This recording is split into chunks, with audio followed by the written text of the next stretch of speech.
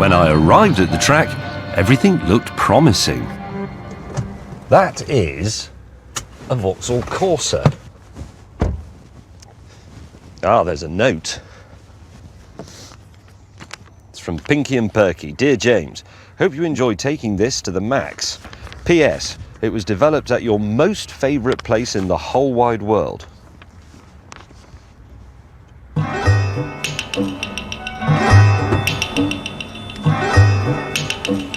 Oh, God. James drove that Virage. Aston Martin have launched a new car, and here it is. It's called the V12 Zagato. There it is. And James, you'll be particularly interested in this, mate, I think. Will I? Yeah, you will. Because the boss of the company was quoted this week as saying, the Nurburgring is where we sign off every new model. I'm quoting, and there can be no better place for the new V12 Zagato to be finally tested, said the boss of Aston Martin. For crying out loud. Do you know what? If I'd been in Bomber Command in 1943, I would have bombed the Nurburgring every single night until it was gone. Am I the only person who thinks like this? This bad back of yours, would you say it makes you a bit crabby? There's nothing to do with that bad back. He's got a bad back as well, but he won't agree with me about it. Okay. Ride is important. All right. Bomb it! It was a bad policy. Look where we are now. We no longer have Dresden Cathedral or all that lovely pottery, but we do have the Nurburgring, and under my bombing policy, we wouldn't have cars that rode badly, and you'd have a nice cathedral to look at and better saucers. Right.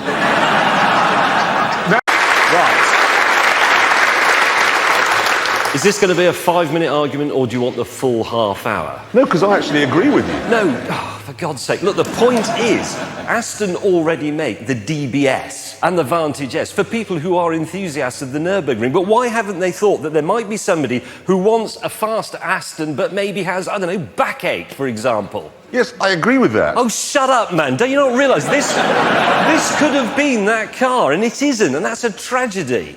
I know. You are such an idiot, honestly. Anyway, we must now find out how fast it goes round our track. Why? Now, I would like to have a conversation about the Nurburgring, because this is important. Last year, I was delighted. The people who run the Nurburgring in Germany, they said they were going to ban car manufacturers from setting lap records. Sorry, why were you delighted about that?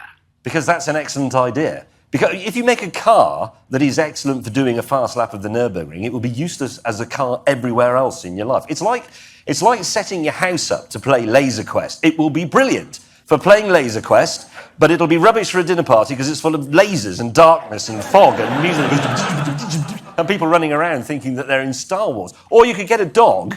You could train a dog as an attack dog, which is fantastic if you own a scrapyard and you need the dog to guard it. But if you take it home and expect it to be a pet, it will eat your children. It's completely useless. That's what happens when you set a car up for the Nurburgring. Yeah, this isn't really a conversation, James. No, I think we've accidentally turned down Rant Lane this week. Well, there's more, he's off again. No, but the thing is, the bad news in all this is that they've decided that they will allow car manufacturers to set lap records again. Well, that's good. No, it's bad. Okay. Because think of the cars that have come out recently that we've driven that have been developed so that they would go fast around the Nürburgring. BMW M4 GTS, you can't deny it, it's a terrible car. Yes. Nissan GTR, the track edition, that is a terrible car. Even Seat, the Seat Leon Cupra 280, that's got a hatchback record for going around the Nürburgring, and it's rubbish. The Nürburgring ruins cars. I'm developing an app for the smartphone called Bomb the Nürburgring, where you guide a Dornier 17 over it and blow it up. What are you doing on this programme? Talking sense. Good question. I don't know. Because we have this old woman who has a baking show in Britain. She's called Mary Berry. And it would be the same, you probably know, she's probably the same as her saying, I hate cakes. Yes. Mary Berry would agree with me, because if she made a cake that had been developed on the Nürburgring, someone would put fried onions on the top and completely ruin it. You'd have a Victoria sponge with onion on the top for no reason. James, you know you're weird, don't That's you? not weird. That's the most sensible thing that's ever been said on this show. You are weird. Not weird. He is weird. We were coming through the airport here the other day, coming through Chicago, and he went, Jeremy, smell my jacket. He said what? Yeah. He did. He said, smell my jacket. I said, why? He said, because it smells of old record players. Mate, that is weird. But it did. You know record players don't smell of anything. They do. Old ones do. They smell of old record players. Who knows what an old record player smells like? Smells of decaying electrical I'd like us to move things it and on because valves. it's getting scary now. What do you? That's what not are you the doing? record player. Smells of anything. What do you want about? Does anybody have an old record player or anything old electrical? They smell, don't they? Does have a anybody smell. ever smelt an old record player, really? You think you have? You've smelt an old... God's truth. Did it have a wax cylinder on it, your old record player? What? They smell like old plastic and warm rubber. Yeah, exactly. See, No, that's the smelling of his special drawer, is that? You're actually talking to Thomas Edison there. He invented the record player. So, it was developed on a track, and it's brilliant on a track, but on the road... hell. Well, I'm very pleased to be able to report that my prejudices remain completely intact. When you add the word Nurburgring to the name of a car, it's really just code for ruined. Because the ride is absolutely rock hard.